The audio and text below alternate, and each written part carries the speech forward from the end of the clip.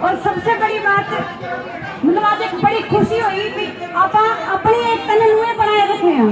सरकार ने बहुत से मौके ढूंढे, कभी पंचकूला में, कभी जींद में, कभी कहीं पर अपनी एकता को तोड़ने के लिए, लेकिन यहाँ हम सरकार को एक जवाब भी देने आए हैं। और सरकार ने जो हमारे खिलाफ जो ऐसे बिल पास कर रखे हैं, उन बिलों के खिलाफ जो हमारी लड़ाई है, सरकार को हम यहाँ से बताना चाहते हैं। उन्होंने हमें सिर्फ ई टेंडरिंग और राइट टू रिकॉल के नाम पर बांटा है, लेकिन हमारी लड़ाई वो नहीं है। हमारी लड़ाई इलेक्टोरल संशोधन की 11वीं सूची में जो 29 हमारे अधिकार है, वो लड़ाई हमारी है। हमारे 29 के 29 अधिकार हमें दिए जाएं।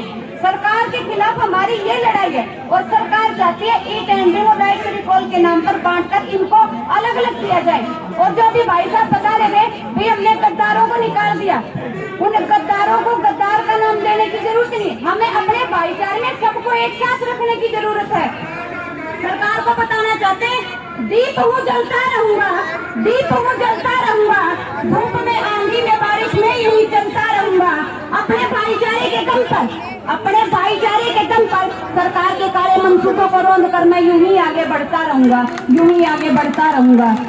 सरकार चाहती है हमारे को फाड़ना, अलग अलग करना, लेकिन सरकार को बताना चाहते हैं पहले भी एक थे, अब भी एक है और आगे आने वाले समय में भी एक रहेंगे। और सरकार के घुटने टिकवा कर रहेंगे। बार बार हमसे डिबेट में सवाल पूछे जाते हैं आप अलग अलग हो गए, लेकिन मैं बताना चाहती हूँ जब किसान आंदोलन का 11 दौर की बातचीत हुई, उसके बाद सरकार ने हमसे कोई बातचीत नहीं की 9 महीने तक। लेकिन उसके बाद गवर्नमेंट ने खुद सुबह 5 बजे हाथ जोड़कर माफी मांगने का काम भी किया था और काले कानून वापस लेने का भी काम किया था। और यहाँ भी सरकार को ऐसा ही करना पड़ेगा। अभी तो हम बातचीत के लिए उनके दरवाजे खटखटा रहे हैं, ऐसा ना हो कि बाद में सरकार हमारे दरवाजे खटखटाए भाई हम आपसे कुछ लेना चाहते हैं, हम आपको कुछ देना चाहते हैं। आपके इस आंदोलन ने सरकार को मजबूर कर दिया गांव गांव में जाकर अपने प्रोग्राम करने के लिए। मैं आपको बताना चाहती हूँ ये आपके लिए सबसे बड़ी जीत है। ऐसी सरकार को आपने नकारा कर दिया, वो गांव में ऐसे दरवाजे ढूंढ रही है जहां उनके बैठने के लिए उनको जगह मिले। और हमारे लिए एक सुनहरा अवसर है उन दरवाजों को भी बंद करने का। अगर सरकार अभी नहीं मानती है तो 2024 दूर नहीं है, वो नजदीक है। हम वोट की जोर से सरकार को बताएंगे हमारे भाईचारे में कितना दम है और आप में कितना दम था।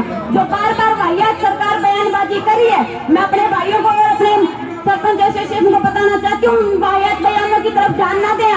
आप अपनी एकता बनाए रखें और ऐसे ही आगे बढ़ते रहे। समय आने पर हमारे सारे अधिकार सरकार खुद ब खुद हमारे दरवाजे पर देने आएगी। हमें किसी के सामने भीख मांगने की जरूरत नहीं है। हमारे हक है, अधिकार है।